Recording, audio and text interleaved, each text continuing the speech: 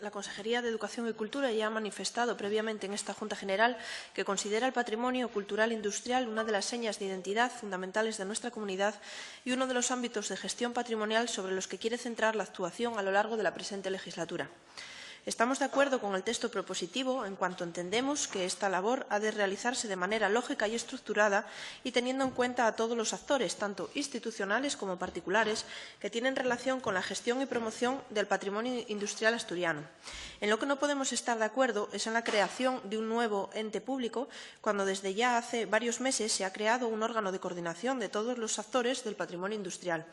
Concretamente, el 27 de octubre del 2016 se constituyó un grupo de trabajo del patrimonio minero en el que están presentes las Direcciones Generales de Patrimonio Cultural, Comercio, Turismo e Industria, UNOSA, el Sindicato Soma UGT, la Fundación CECODET, Federación Asturiana de Concejos, la Asociación de Comarcas Mineras y representantes de la Universidad de Oviedo y del Colegio de Arquitectos de Asturias.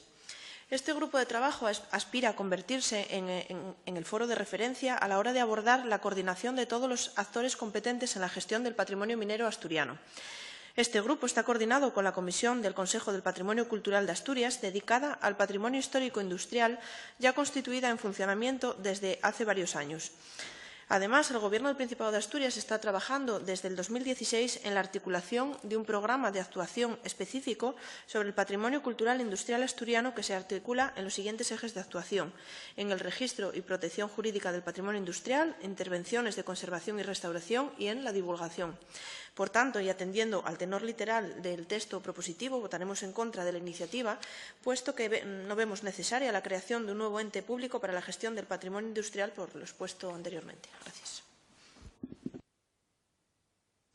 Muchas gracias, señora portavoz.